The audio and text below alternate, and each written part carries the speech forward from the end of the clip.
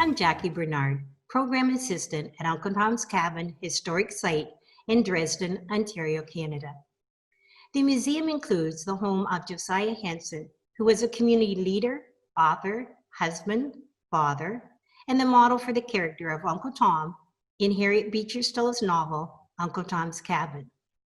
The museum is owned and operated by the Ontario Heritage Trust, the provincial agency responsible for conserving, interpreting, and sharing Ontario's heritage. Please visit our website at www.heritagetrust.on.ca. The link is below in the description for this video. Things are a little different this year due to the COVID-19 pandemic, so we will be coming to you virtually with our Emancipation Day program. Emancipation Day commemorates the abolition of slavery throughout the British Empire, including Canada. It freed over 800,000 people of African descent. I'm sitting here today with the Greenwich family, 5 sisters who share a love for music and who love to share their gift with others. Good afternoon, ladies. Good afternoon. Perhaps you'd like to introduce yourselves. For sure. My name is Briar. I'm Jaden. I'm Dawson. I'm Tyrion. And my name's Reagan. These young ladies have roots right here in the Dresden area, and so we are pleased that they are willing to share their musical gifts with us today. I have known your great-grandparents, your grandparents, and your parents. That being said, I also realize that music is a big part of your family's history. I also have the understanding that 15 years ago, you were our musical talent right here on this site when Lincoln Alexander was our keynote speaker. Do any of you remember that day? Because you must have been mere babies. Very small. So the only 2 who attended were me and my older sister Bailey. The rest, I think, were too little, or Dawson wasn't even born yet when it happened. But I vaguely remember that day. I would have been 9 years old, and I think we sang Swing Low, Sweet Chariot and Old Time Religion, and our grandfather, Paul Robinson, played the piano for us. And I do barely remember meeting Sir Lincoln Alexander, just a vague memory, but I do remember that day, yes. Yes, well, that's a fairly good memory considering it was 15 years ago and Yeah, it's been a while. And I did realize that one of you for sure were not here at all, even in thought that day. Yeah. It's too bad Bailey couldn't join in with us today, but I realize she has other commitments in Toronto. So I'm wondering if you think that life has changed at all for Blacks in Canada in those last 15 years. And if so, how? Well, I think for us, it's hard to say exactly because we were so small 15 years ago. Yeah. So it's really easy, I think, in hindsight to look back and see changes, especially in terms of representation in the media and how, like, growing up for us, there wasn't a lot of like Black princesses or people in different positions, whether that be in companies or what have you, that we could look up to. And I think that definitely has been something that has changed in the past 15 years, and just being able to see that representation more so in media. And even just the ways in which people have conversations of race, I think it's much more prevalent now. Yeah. Growing up, it wasn't really something that people talked about openly, and if it was, it wasn't with as much information as we have now.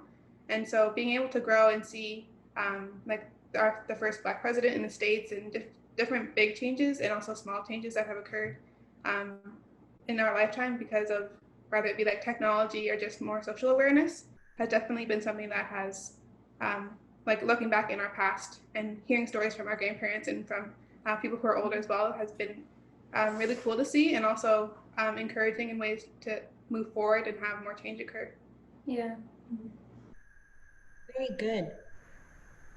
Because I've already mentioned that music is a big part of your family's history, how do you think, as you mentioned your grandpa Paul and others in your family who are musically inclined, how do you think that has shaped you into the young ladies that you are today with a love for music? I'll start. Okay. We all, at a very young age, were introduced to playing the piano. From age 4 or 5, we took piano lessons because that's what our parents set out for us. Throughout our childhood, we would sing with our grandfather at church, or we would sing as a group, a worship group, leading worship there. Music in each one of our lives has kind of been different. For me, I pursued music in post-secondary education. I went to U of T for music education, and I got my master's degree in music education as well, and I'm working toward getting my doctorate in the same field. So it's been extremely important to me, especially being in university, and I'm working toward exploring how Black culture has influenced music and the relationship that has, especially in Canada, because it's not a hugely explored topic, it's kind of new. So music has kind of basically pushed my whole career, whereas for some of my other sisters, they took piano up to grade 8 and then they decided to do more just social or recreational things with music. For Briar, she's now still taking voice lessons, and she was able to sing with Kiwanis and do different things like that. So the way music has shaped each of us is different, but it definitely stems from the strong musical foundation that our parents and our grandparents instilled in us from a very young age. Yeah, I feel like, well, when I started taking voice lessons, I was about 12. And I feel like I really learned how to express myself more. Like my voice teacher was really good about like choosing different genres. I did musical theater, I did all that stuff. And she always made sure that I sang spirituals. So it's part of my culture. And I love singing spirituals. It's like my favorite thing ever. So that really taught me a lot. I can tell because you just lit up when you said, "Oh, singing spirituals." Yeah, I really do. Yeah, that's also a big part of your roots. I know that it's not just music; it's also the love of God, and Yeah. a very intricate part in your family's history. And I'm sure that enslaved people, without their love for God, would never have been able to tolerate what they tolerated. And Yeah. Reverend Josiah Henson certainly proved that. Well, in mentioning the fact that you sing spirituals, you've chosen to sing Into Freedom and The Storm is Passing Over. Can you tell us why you chose those songs, what they mean to you, and why you'd love to share them with us? I can kind of start off. So, for the Hymn to Freedom, it was written by Oscar Peterson.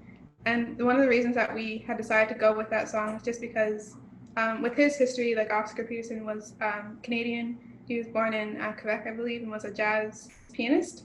And so that connection of just having another Black Canadian who was also invested in music and used that as a way of expression held a place close to our heart because it's something that we are close to and have experienced as well. But even in the lyrics of his song, it really is a kind of call to action in a way, looking for like liberty, peace and equality, the dignity of Black people, and looking towards a brighter future as well. So just the way that that expresses not only the time that he was living in, but also our time now and the continual striving for those ideals in the Black community and also with all of our neighbors and the people around us as well. A kind of a bear to arms in a sense to come together and to strive towards those goals as a community and as a society. So I think that that was a really great message to try to bring about, especially on Emancipation Day, to kind of remember those things that we're looking forward to and things that we've accomplished in the struggle for equality and freedom in Canada, especially. Mm-hmm.